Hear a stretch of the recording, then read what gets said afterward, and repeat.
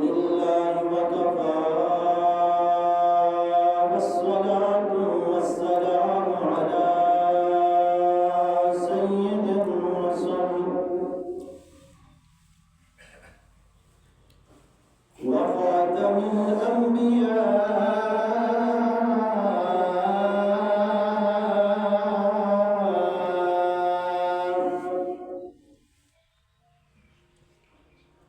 وعلى آله وأصحابه الأتقياء.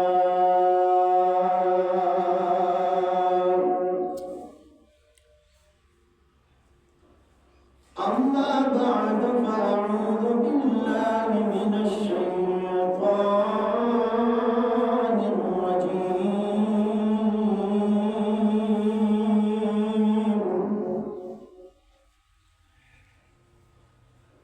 بسم الله الرحمن الرحيم.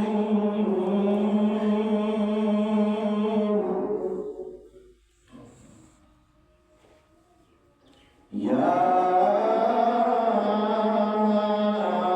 أيها الذين آمنوا استعينوا بالصبر والصلاة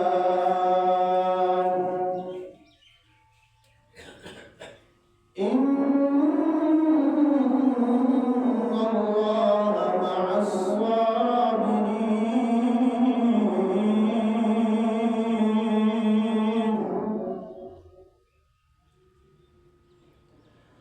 وقال الله تعالى في مقام آخر: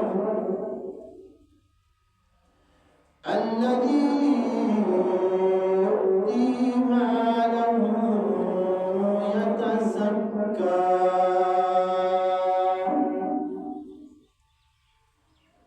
صدق الله العظيم. وبلغنا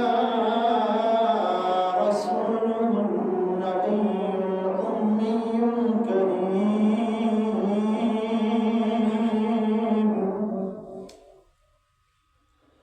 ونحن على ذلك لمن الشاهدين والشاكرين والحمد لله رب العالمين.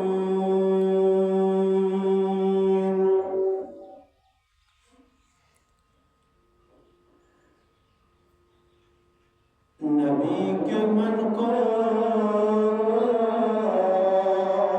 بجائے اسے صدیق کہتے ہیں. جو نبی کے من کو بجائے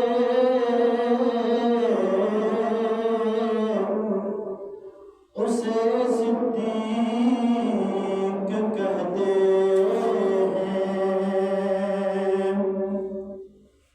جو سب سے پہلے آ جائے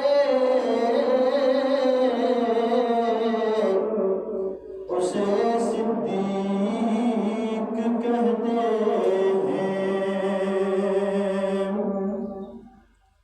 جو گھبرائے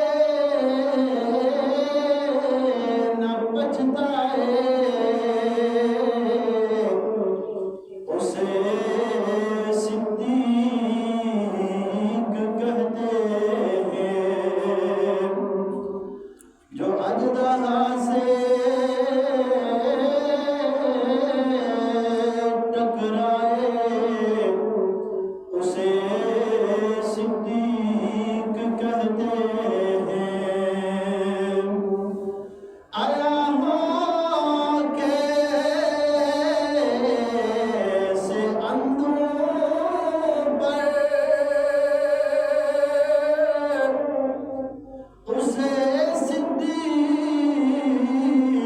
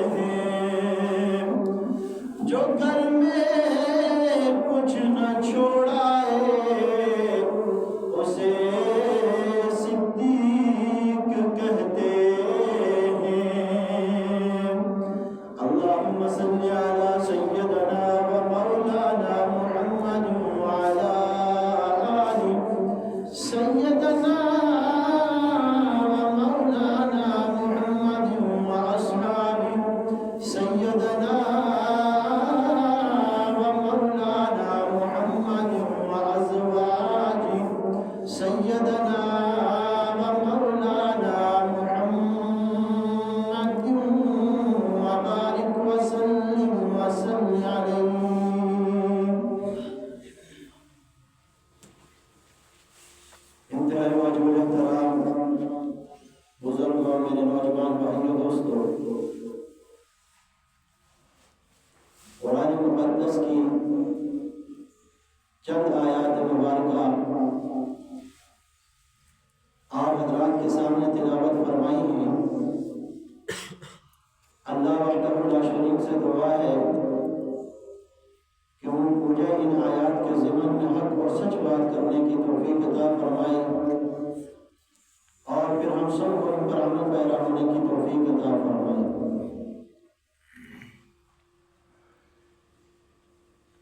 گزشتہ جمعے میں بھی آپ حضرات کے سامنے سیدنا صدیق اکبر رضی اللہ تعالی عنہ کے حوالے سے چند گزارشات پیش کی تھی۔ صدیق اکبر رضی اللہ تعالی عنہ نبی کے سارے یاروں میں وہ نمایاں یار ہیں کہ جس کے لیے امام الانبیاء نے فرمایا کہ مروا ابا بکر فلیصلی بالناس، کہ ابو بکر کو میرے مصلی پہ کھڑا کر دو، ابو بکر نماز پڑھائے۔ اور جب ابو بکر مصلی پہ آ گیا، امام الانبیاء گھر میں ہیں، بیماری کی حالت میں ہیں، جب مسجد میں پہنچے ابو بکر نماز کی امامت کروا رہا ہے، سیدنا محمد عربی صلی اللہ علیہ وسلم آ کر پیچھے ٹھہر جاتے ہیں۔ پر جب سیدنا صدیق اکبر کو نبوت کی خوشبو آنا شروع ہوئی تو مصلی سے پیچھے ہٹنے لگے۔ امام الانبیاء نے کہا ابو بکر وہیں پہ ٹھہر جا تاکہ دنیا والوں کو پتا چلے کہ میرے بعد جو اس مصلی کا مالک ہوگا وہ ابو بکر ہوگا۔ یہ ابو بکر صدیق رضی اللہ تعالی عنہ کی ذات ہے کہ جس نے نبی پاک صلی اللہ علیہ وسلم کی زندگی کے اندر مصلی پر جو کھڑے ہوئے امامت کروائی، اور یہی صدیق اکبر اس مصلی پر کھڑے ہیں، پیچھے عمر کھڑے ہیں، پیچھے عثمان کھڑے ہیں، اور پھر سیدنا علی المرتضیٰ بھی ابو بکر صدیق رضی اللہ تعالی عنہ کے پیچھے کھڑے ہو کر نماز پڑھ کے دنیا والوں کو بتلایا کہ خلافت کا حقدار میں نہیں بلکہ ابو بکر صدیق ہے۔ یہ ابو بکر صدیق رضی اللہ تعالی عنہ ایک مرتبہ نبی کریم صلی اللہ علیہ وسلم تشریف فرما ہے، ابو بکر آئے، کہا ابو بکر یار میں چاہتا ہوں کہ بلال کو آزاد کروا دوں، سنا ہے اسے بڑی تکلیفیں پہنچتی ہیں۔ آپ علیہ السلام کی زبان اطہر سے یہ جملہ نکلا، ابو بکر نکلتے ہیں، سیدھے امیہ کے پاس جاتے ہیں، جا کر کہا امیہ بلال کی کتنی قیمت لگاتا ہے؟ کہا بلال کو میں تیرے اتنے داموں کے عوض تمہارے ہاتھ فروخت کر دوں گا۔ ابو بکر صدیق نے کہا مجھے منظور ہے۔ کہا تو اس کے بدلے میں کیا دے گا؟ کہا میرا ایک غلام ہے، میرا سارا کاروبار وہ دیکھتا ہے، تمام چیزوں کو وہ دیکھتا ہے، بڑا پڑھا لکھا ہے، بڑا سیانہ غلام ہے، میں بلال کے عوض تجھے وہ عطا کر دوں گا۔ امیہ نے کہا ابو بکر تو بڑا پرانا تاجر ہے، لیکن آج جو تجارت تو کرنے جا رہا ہے اس میں تجھے نفع نہیں ہوگا۔ کہا کیوں؟ کہا جو میرے پاس بلال ہے وہ نہ پڑھنا جانتا ہے نہ لکھنا جانتا ہے، وہ نسل در نسل غلام چلا آ رہا ہے، باپ بھی کالا، آگے بیٹا بھی کالا، رنگ کوئی نہیں، نسب کوئی نہیں، اور اس کے پاس تعلیم کوئی نہیں۔ ابو بکر صدیق نے کہا مجھے منظور ہے۔ کہا کیسے؟ کہا جس نے مجھے اس کے خریدنے کے لیے دیا ہے، اگر تو اس کے حسن کو دیکھ لے تو ساری کائنات کو اس کے اوپر لٹا دے، اس کے اوپر قربان کر دے۔ ابو بکر صدیق نے سیدنا بلال کو خریدا اور جا کر امام الانبیاء کی بارگاہ میں پہنچتے ہیں، آقا آپ نے حکم دیا تھا، آپ نے ارشاد فرمایا تھا، میں نے بلال کو آزاد کروا دیا ہے، آپ کی خدمت میں پیش ہے، جس طرح آپ چاہیں بلال کو اسی طرح سے رکھیں۔ اور بلال کو کس طرح کی سزائیں دی جاتی تھی؟ روایات میں آتا ہے کہ سیدنا بلال رضی اللہ تعالی عنہ کو تپتی ہوئی ریت پر تو بلال تڑپ تڑپ کر مر جائے یا اسی حالت میں، یا پھر محمد کا نام لینا شروع ہو۔ لیکن سیدنا بلال رضی اللہ تعالی عنہ نے محمد عربی سے عشق نبھایا اور توڑ تک نبھایا۔ ابو بکر کو گھسیٹا گیا گلیوں کے اندر۔ جب ابو بکر صدیق رضی اللہ تعالی عنہ ایمان لے آتے ہیں امام الانبیاء پہ، اور جا کر اعلان کیا کہ میں محمد عربی پر ایمان لے آیا ہوں، اب سارے مشرکین مکہ وہ ابو بکر پہ ٹوٹ جاتے ہیں، مار کر بے ہوش کر دیتے ہیں۔ ماں سرانے کھڑی ہے دودھ کا پیالہ لے کر کہ ابو بکر کو ہوش آئے تو میں اس کو دودھ کا پیالہ پیش کروں۔ ماں پریشان ہے، باپ پریشان ہے، لیکن جب ہوش آیا تو ابو بکر نے پہلی بات یہ پوچھی کہ امام الانبیاء کیسے ہیں، امام الانبیاء کا کیا حال ہے؟ کسی نے کہا ابو بکر تو مرنے کے قریب تھا، پر تجھے ہوش آیا تو پہلی بات تو نے یہ کی کہ محمد عربی کیسے ہیں؟ کہا کہ میں زندہ ہی ان کے لیے ہوں، اگر وہ نہ ہوں تو میری زندگی کا فائدہ کیا؟ یہ عشق تھا امام الانبیاء سے صحابہ کرام کا، اور دنیا کی کوئی بھی تکلیف پہنچتی تو اس پر صبر کیا کرتے تھے، اور جب انہوں نے صبر کیا تو اللہ نے فرمایا ان اللہ مع الصابرین، کہ میں صبر کرنے والوں کے ساتھ ہوں، اور پھر خوشخبری سنا دی صحابہ کرام کو کہ میں ان سے راضی ہو گیا، یہ صحابہ مجھ سے راضی ہو گئے۔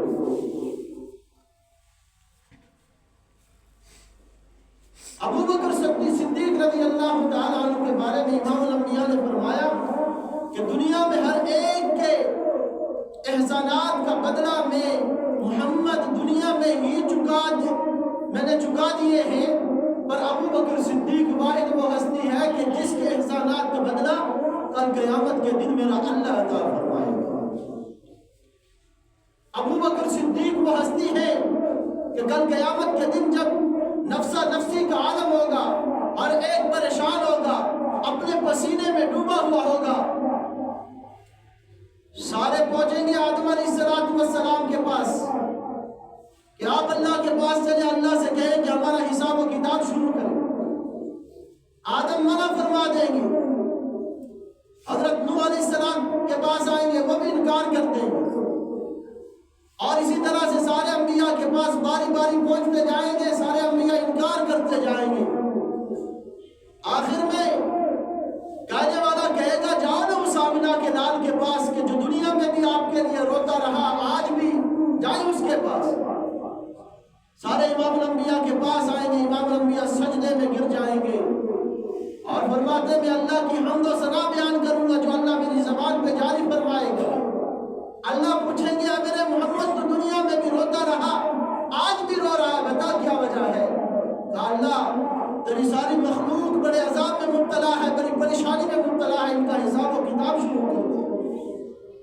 اللہ فرمائے گا اے میرے نبی میں حساب و کتاب تو شروع کروں گا، لیکن مجھے یہ بتا کہ تو حساب دینے کے لیے پیش کسے کرے گا؟ اللہ عز و جل اس وقت سخت جلال میں ہوں گے، غصے میں ہوں گے، ہیبت میں ہوں گے۔ اللہ کے حبیب سیدنا ابو بکر صدیق کا ہاتھ پکڑیں گے، اللہ کے سامنے کھڑا کر دیں گے، اللہ یہ میرا ابو بکر ہے، تو اس سے حساب و کتاب کر۔ اللہ کی نظر جب ابو بکر پہ پڑے گی، اللہ کا غصہ ٹھنڈا ہو جائے گا۔ اللہ فرمائے گا اے میرے حبیب میں اس ابو بکر سے کیا حساب و کتاب لوں کہ جس نے میری خاطر دنیا کے اندر اپنا لباس تک بھی بیچ دیا تھا اور سارا کچھ میری راہ میں قربان کر دیا تھا، میں اس ابو بکر سے کیا حساب و کتاب؟ غزوہ تبوک ہے، امام الانبیاء نے اعلان کیا کہ بڑے سخت دشمن سے ہمارا مقابلہ ہے، ہمارے پاس مال نہیں اتنا، سواریاں نہیں اتنی کہ ہم اس دشمن کا مقابلہ کر سکیں۔ اب صحابہ سے چندے کی اپیل کی، ہر ایک اپنی حیثیت کے مطابق وہاں پر اپنا مال لے کر آیا۔ حضرت عمر فرماتے ہیں کہ میں نے سوچا کہ آج میں ابو بکر سے بڑھ جاؤں گا، اس لیے کہ آج ابو بکر کے پاس مال کوئی نہیں،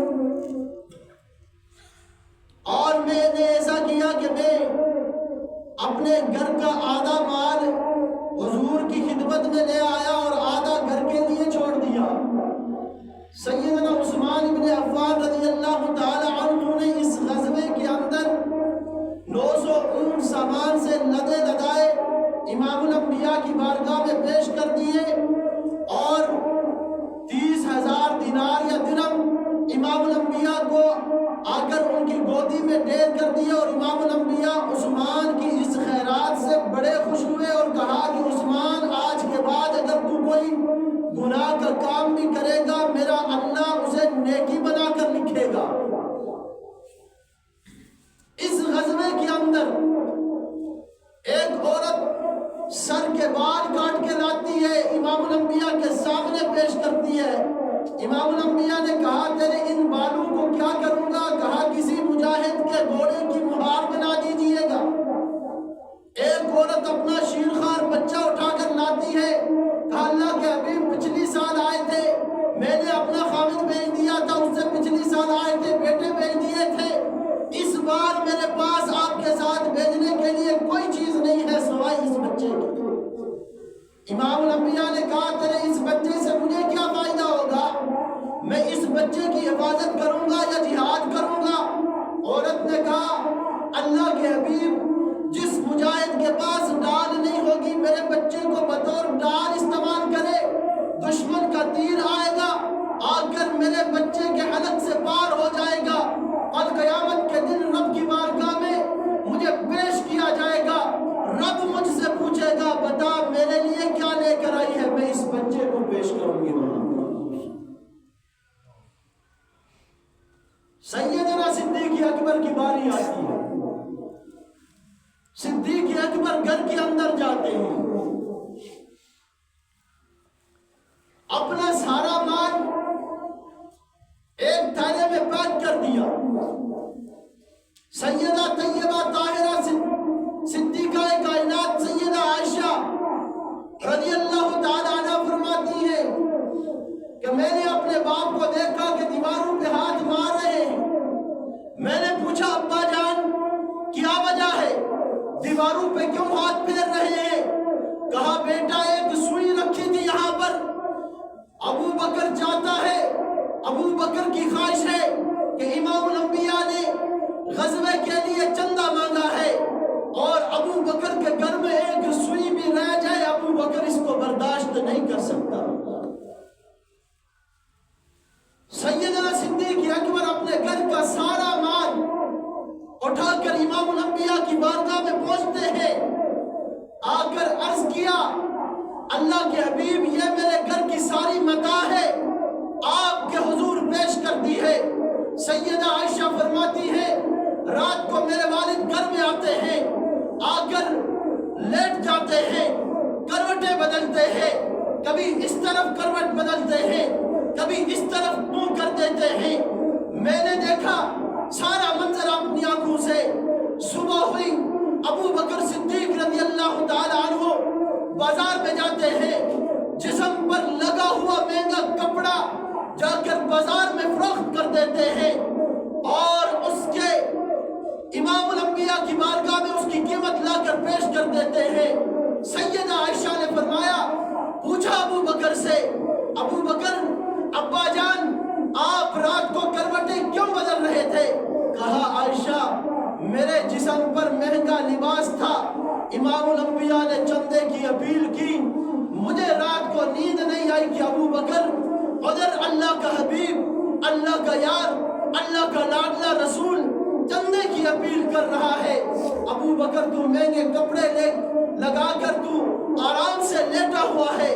صبح بازار میں گیا، اپنے کپڑے بیچ دیے، ان کی قیمت جا کر امام الانبیاء کے سامنے پیش کی، ٹاٹ کا لباس پہن دیا، سرکار دو عالم کی بارگاہ میں پہنچتے ہیں۔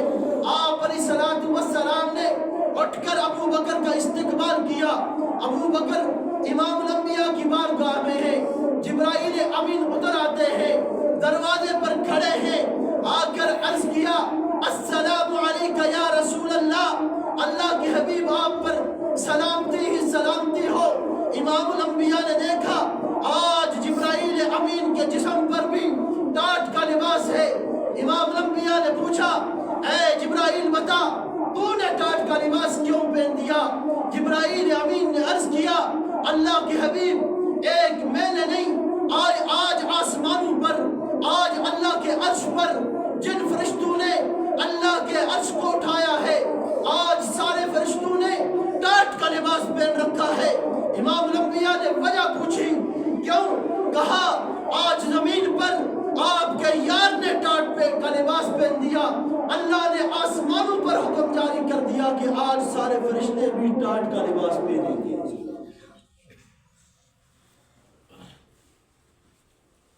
ایک مرتبہ امام الانبیاء نے ابو بکر کو ایک انگوٹھی دی، کہا ابو بکر جاؤ جا کر اس پہ لا الہ الا اللہ لکھوا کر لا، اس لیے کہ بڑے بڑے بادشاہوں کی کہ خطوط آیا کرتے تھے، امام الانبیاء ان پہ مہر نصب کیا کرتے تھے۔ امام الانبیاء نے کہا ابو بکر یار جا انگوٹھی والے کے پاس اور جا کر لا الہ الا اللہ لکھوا کر لا۔ ابو بکر جاتے ہیں، انگوٹھی والے کے پاس پہنچتے ہیں، کہا اس پہ لا الہ الا اللہ لکھ دے اور ساتھ میں محمد الرسول اللہ بھی لکھ دے۔ چند دنوں کے بعد ابو بکر جاتے ہیں، جا کر انگوٹھی والے سے وہ انگوٹھی وصول کرتے ہیں، اس پہ اس نے لکھا تھا لا الہ الا اللہ محمد الرسول اللہ، لے کر سیدھے امام الانبیاء کی بارگاہ میں پہنچتے ہیں۔ امام الانبیاء نے انگوٹھی لی، ساتھ بیٹھے ہوئے صحابی کو دی، بتاؤ اس پہ کیا لکھا ہے؟ اب اس نے پڑھ کر سنایا، اس پہ لکھا ہے لا الہ الا اللہ محمد الرسول اللہ و ابو بکر الصدیق، ابو بکر کا نام بھی لکھا ہے۔ امام الانبیاء جلال میں آ جاتے ہیں، غصے میں آ جاتے ہیں، رنگ سرخ ہو جاتا ہے۔ قریب تھا کہ ابو بکر کے لیے کوئی سخت الفاظ کہہ دیتے۔ پوچھا ابو بکر میں نے تجھے کہا تھا لا الہ الا اللہ لکھوا کر لانا، لیکن ساتھ میں تو نے محمد الرسول اللہ میرا نام بھی لکھوا دیا، یہ کیوں کیا؟ چلو یہ تو سمجھ آتی ہے کہ ابو بکر نے محبت میں لکھوا دیا۔ ابو بکر نے عرض کیا اللہ کے حبیب ابو بکر زندہ ہو، اللہ کے نام سے محمد کا نام جدا ہو جائے، ابو بکر برداشت نہیں کر سکتا، اس وجہ سے میں نے انگوٹھی والے سے کہا تھا کہ اس پہ لا الہ الا اللہ بھی لکھ دے اور ساتھ میں محمد الرسول اللہ بھی لکھ دے۔ امام الانبیاء نے پوچھا یار یہ بتا تو نے ساتھ میں اپنا نام کیوں لکھوا دیا؟ ابو بکر صدیق نے کہا اللہ کے حبیب مجھے نہیں پتا، میں نے نہیں لکھوایا، میں نے صرف اتنا کہا تھا کہ اس پہ لا الہ الا اللہ لکھوانا اور ساتھ میں محمد الرسول اللہ لکھنا۔ اب انگوٹھی والے نے لکھا ہے، مجھے اس کا علم نہیں۔ امام الانبیاء قریب تھا ابو بکر کے لیے کوئی سخت الفاظ کہتے، اللہ نے جبرائیل امین کو آسمانوں سے حکم دیا جبرائیل دوڑ کر جا، ایسا نہ ہو میرا حبیب ابو بکر کے لیے کوئی سخت الفاظ نکال دے زبان سے۔ جبرائیل امین آتے ہیں، امام الانبیاء کو سلام عرض کرتے ہیں، کہا آقا ٹھہر جائیے، پورا واقعہ میں سناتا ہوں۔ یہ ابو بکر کو آپ نے انگوٹھی دی، ابو بکر انگوٹھی لے کر انگوٹھی والے کے پاس پہنچا، جا کر اسے عرض کیا اس پہ لا الہ الا اللہ بھی لکھ دے، ساتھ میں محمد الرسول اللہ بھی لکھ دے، اس لیے کہ ابو بکر زندہ ہو، اللہ کے نام سے محمد کا نام جدا نہیں دیکھ سکتا، اللہ نے مجھے آسمانوں سے بھیجا ہے، جاؤ جبرائیل جا کر ساتھ میں محمد کے نام کے ساتھ ابو بکر کا نام بھی لکھ دے، اس لیے کہ میں اللہ برداشت نہیں کر سکتا کہ محمد کا نام موجود ہو اور ساتھ میں ابو بکر کا نام نہ ہو، یہ میں اللہ بھی برداشت نہیں کر سکتا۔ ابو بکر سے صرف نبی ہی محبت نہیں فرماتا، اللہ بھی ابو بکر سے محبت فرماتا ہے۔ اور امام الانبیاء جب غار میں گیا، ابو بکر غار میں داخل ہوتے ہیں، غار کی صفائی کرتے ہیں، آقا کو بلایا، آقا آ جائیے، غار کو میں نے صاف کر دیا ہے، انبیاء تشریف لے جاتے ہیں۔ علماء نے یہاں پہ ایک نکتہ لکھا ہے کہ دنیا کے اندر اگر جس کے دل میں ابو بکر کی محبت موجود نہیں ہوگی، اس کے دل کے اندر امام الانبیاء کی محبت نہیں آ سکتی، اس لیے کہ جس دل کے اندر ابو بکر کی محبت آیا کرتی ہے، ابو بکر آیا کرتا ہے، وہ دل صاف ہوا کرتا ہے، اس دل کے اندر امام الانبیاء تشریف لایا کرتے ہیں۔ اس لیے ضروری بات ہے کہ اگر ہم امام الانبیاء سے محبت کرنا چاہتے ہیں تو پہلے اپنے دل کے اندر ابو بکر کی محبت کو پیدا کرنا ہوگا۔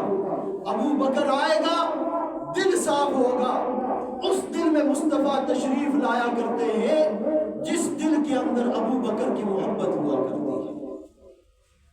ابو بکر نے تو سارا مال امام الانبیاء کی حکم پر خرچ کر دیا، نچھاور کر دیا، اللہ کی راہ میں دے دیا۔ اللہ نے مقام کیا دیا؟ اللہ نے اعلان کر دیا کہ میں ابو بکر سے راضی ہو گیا، ابو بکر مجھ سے راضی ہو گیا۔ اسی طرح سے اگر ہم اللہ کی بارگاہ میں کامیاب ہونا چاہتے ہیں، ہم چاہتے ہیں کہ اللہ ہم سے بھی محبت کرے، ہمیں بھی چاہیے کہ ہم بھی اللہ کے راستے میں مال خرچ کریں۔ ہم تو کہتے ہیں بھائی مال نہ جائے، باقی جو جاتا ہے جائے۔ اس لیے ہمیشہ کی طرح اس بار بھی آپ سے میں یہی اپیل کرتا ہوں کہ جس طرح سے آپ نے پہلے تعاون کیا ہے، یہ مسجد کا سارا کام ہوا ہے، اللہ تبارک و تعالیٰ کی راہ میں جو خرچ کرتا ہے میرا اللہ اسے اور عطا فرماتا ہے۔